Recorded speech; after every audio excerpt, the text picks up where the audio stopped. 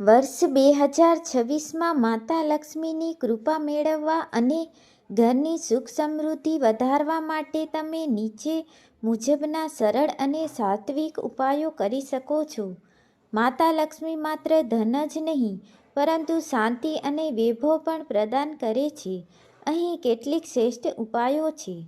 દિનચર્યા અને સ્વચ્છતા. માતા લક્ષ્મીનો વાસ ત્યાં જ હોય છે જ્યાં સ્વચ્છતા હોય છે. ઘરની સફાઈ. ઘરના ખૂણે ખૂણા સાફ રાખો, ખાસ કરીને ઈશાન કોણ અને ઘરનું મધ્યમ સ્થાન ખાલી અને સાફ રાખો. મુખ્ય દ્વાર. ઘરના મુખ્ય દરવાજાને હંમેશા સુશોભિત રાખો. દરરોજ સવારે ઉંબરાની પૂજા કરો અને સાથીઓ દોરો. સૂર્યોદય પહેલાં જાગવું. શાસ્ત્રો મુજબ જે ઘરમાં લોકો સૂર્યોદય પહેલાં ઉઠે છે ત્યાં લક્ષ્મીજી સ્થિર થાય છે. પૂજા અને આરાધના. તુલસી પૂજા. દરરોજ સાંજે તુલસી ક્યારે ગાયના ઘીનો દીવો પ્રગટાવો. આનાથી ઘરમાં સકારાત્મક ઉર્જા આવે છે. શુક્રવારનું વ્રત. શુક્રવાર માતા લક્ષ્મીનો દિવસ માનવામાં આવે છે. આ દિવસે માતાજીને ખીર અથવા સફેદ મીઠાઈનો ભોગ ધરાવો. કમળનું ફૂલ. પૂજામાં માતા લક્ષ્મીને કમળનું ફૂલ અર્પણ કરવું ખૂબ જ શુભ માનવામાં આવે છે. શ્રીયંત્ર. તમારા પૂજા ઘરમાં શ્રીયંત્રની સ્થાપના કરો અને દરરોજ તેની પૂજા કરો. વાસ્તુ ટિપ્સ. ઉત્તર દિશા. ધનની આવક માટે ઉત્તર દિશાને કુબેરની દિશા માનવામાં આવે છે. ત્યાં કોઈ ભારે વસ્તુ ન રાખવી. ભંગાર દૂર કરો. તૂટેલા વાસણો, બંધ ઘડિયાળો કે નકામી ઇલેક્ટ્રોનિક વસ્તુઓ ઘરમાંથી દૂર કરો, કારણ કે તે દરિદ્રતા લાવે છે. મીઠાનું પાણી. અઠવાડિયે એકવાર ઘરમાં મીઠાવાળા પાણીનું પોતું કરવું, જેથી નકારાત્મક ઉર્જા દૂર થાય છે. શક્તિશાળી મંત્રો. તમે પૂજા સમયે નીચેના મંત્રનો જાપ કરી શકો છો. કમળ કાકડીની માળા સાથે જાપ શ્રેષ્ઠ છે. ઓમ શ્રી હીમ ક્લીમ શ્રી કમલે કમલાય પ્રસિદ્ધ પ્રસિદ્ધ શ્રી હીમ ક્લીમ મહાલક્ષ્માય નમઃ. અથવા સરળ મંત્ર. ઓમ શ્રી મહાલક્ષ્માય નમઃ. આચરણ અને કર્મ. સૌથી મહત્વની બાબત તમારો વ્યવહાર છે. નારી સન્માન. જે ઘરમાં સ્ત્રીનું માતા, પત્ની, બહેન, દીકરી સન્માન થાય છે ત્યાં માતા લક્ષ્મી પ્રસન્ન રહે છે. દાન પુણ્ય. તમારી આવકનો અમુક ભાગ ગરીબોને અથવા ગાયોને ઘાસચારો આપવામાં વાપરો. અન્નનો બગાડ ન કરો. અન્ન એ જ બ્રહ્મ છે. ક્યારેય થાળીમાં અન્નનો બગાડ ન કરવો.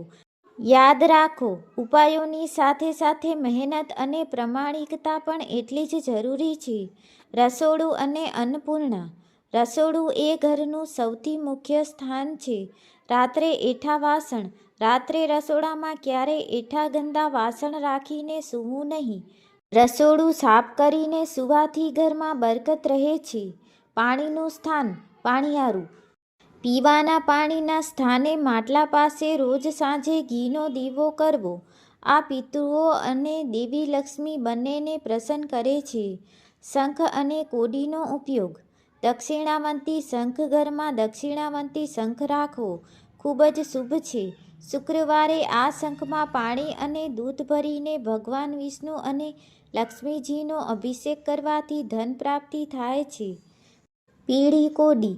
5 અથવા 7 પીળી કોડી પૂજામાં મૂકી તેની પૂજા કરો અને પછી તેને લાલ કપડામાં બાંધીને તમારી તિજોરીમાં રાખો. સાવરણીનું સન્માન. શાસ્ત્રોમાં સાવરણીને લક્ષ્મીજીનું પ્રતીક માનવામાં આવે છે. સંતાડીને રાખો. સાવરણીને ક્યારેય ખુલ્લી જગ્યાએ ન રાખો કે જ્યાં આવતા જતા લોકોની નજર પડે. તેને હંમેશા છુપાવીને રાખો. પગ ન લગાવવો. સાવરણીને ક્યારેય પગ ન અડાવવો અને સૂર્યોદય પછી સાંજે ક્યારેય ઘરમાં કચરો વાળવો નહીં. સુગંધ અને અત્તર. માતા લક્ષ્મીને સુગંધ ખૂબ જ પ્રિય છે. અત્તરનો ઉપયોગ. શુક્રવારના દિવસે ગુલાબ અથવા મોગરાનું અત્તર વાપરવું. ગુગ્ગળ કે કપૂર. ઘરમાં સકારાત્મક ઉર્જા માટે સવાર સાંજ કપૂર કે ગુગ્ગળનો ધૂપ કરવો. આનાથી ઘરમાં રહેલી નકારાત્મક શક્તિઓ દૂર થાય છે અને લક્ષ્મીજીનું આગમન થાય છે. ગાય અને પક્ષીઓની સેવા. પહેલી રોટલી. રોજ રસોઈ બનાવતી વખતે પહેલી રોટલી ગાય માટે અલગ કાઢો અને શક્ય હોય તો તેમાં થોડું ઘી અને ગોળ મૂકીને ગાયને ખવડાવો. ચણ નાખવું. પક્ષીઓને રોજ ચણ નાખવાથી આર્થિક મુશ્કેલીઓ ઓછી થાય છે. મુખ્ય દ્વાર અને ઉંબરો. કંકુના પગલાં.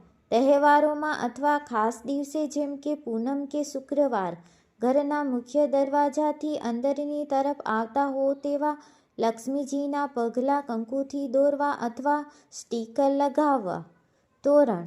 ઘરના દરવાજે આસોપાલવ કે આંબાના પાનનું તોરણ બાંધવું શુભ ગણાય છે. પીપળની પૂજા. દર શનિવારે પીપળાના વૃક્ષને જળ ચડાવવું અને ત્યાં સરસવના તેલનો દીવો કરવો. માન્યતા છે કે શનિવારે પીપળામાં લક્ષ્મીજી અને વિષ્ણુજીનો વાસ હોય છે. એક ખાસ નિયમ. કલહ ત્યાં કલેશ અને કલેશ ત્યાં દરિદ્રતા. જે ઘરમાં પતિ પત્ની વચ્ચે ઝઘડા થતા નથી અને વાતાવરણ શાંત રહે છે ત્યાં વગર બોલાવે લક્ષ્મીજી આવે છે. તેથી બને ત્યાં સુધી ઘરમાં શાંતિ જાળવવી. ગોમતી ચક્ર. ગોમતી ચક્રને માતા લક્ષ્મીજીનું પ્રતીક માનવામાં આવે છે. ઉપાય. કોઈ પણ શુક્રવારે અથવા પુષ્પ નક્ષત્રના દિવસે 11 ગોમતી ચક્ર લાવો. તેને કાચા દૂધ અને ગંગાજળથી ધોઈ પૂજા કરી પીળા કપડામાં બાંધીને તમારી તિજોરીમાં રાખો. આનાથી ધન ટકે છે. લવિંગ અને કપૂર. આ નકારાત્મક ઉર્જા દૂર કરવાનો સૌથી સચોટ ઉપાય છે. ઉપાય. રોજ રાત્રે સૂતા પહેલાં ચાંદીની વાટકીમાં અથવા કોઈ પણ પાત્રમાં કપૂર અને 2 લવિંગ આખા ફૂલવાળા સળગાવો.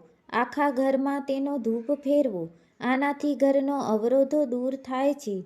તિજોરીમાં અરીસો. વાસ્તુશાસ્ત્ર મુજબ પ્રતિબિંબ વસ્તુને બમણી કરે છે. ઉપાય. તમારી તિજોરી અથવા જ્યાં તમે પૈસા રાખો છો ત્યાં એક નાનો અરીસો એવી રીતે ગોઠવો કે તેમાં પૈસાનું પ્રતિબિંબ દેખાય. માન્યતા છે કે આનાથી ધનમાં વૃદ્ધિ થાય છે. કેસરનું તિલક. મહાલક્ષ્મીને કેસર ખૂબ પ્રિય છે અને તે ગુરુગ્રહ સમુદ્રીના કારકને પણ મજબૂત કરે છે. ઉપાય. સ્નાન કર્યા પછી દરરોજ તમારી નાભી અને કપાળ પર કેસરનું તિલક કરો. આનાથી તમારું આકર્ષણ વધે છે અને વેપાર ધંધામાં લાભ થાય છે.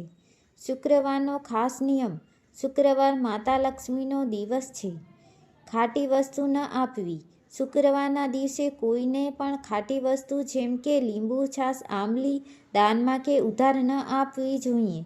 તેનાથી લક્ષ્મીજી રિસાઈ જાય છે. પત્નીને ભેટ. જો તમે પરણેલા હો તો શુક્રવારે તમારી પત્નીને કોઈ સુગંધિત વસ્તુ અથવા ભેટ આપો. પત્નીને ઘરની લક્ષ્મી માનવામાં આવે છે. તેના પ્રસન્ન રહેવાથી શુક્ર ગ્રહ બળવાન બને છે. સાંજના સમયના નિયમો. સાંજના સમયે સૂર્યાસ્તય સમયે અમુક કામ ક્યારે ન કરવા. ઊંઘવું નહીં. સંધ્યા સમયે ક્યારે સૂવું નહીં. પૈસાની લેતી દેતી. સાંજના સમયે કોઈને પૈસા ઉધાર ન આપવા અને કોઈની પાસેથી ઉધાર ન લેવા.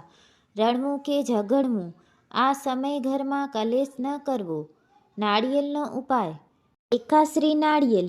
જો મળી શકે તો એકાશ્રી નાળિયેર જેમાં એક જ આંખ હોય ઘરમાં સ્થાપિત કરવું. તે સાક્ષાત લક્ષ્મીનું સ્વરૂપ મનાય છે. શ્રીફળ.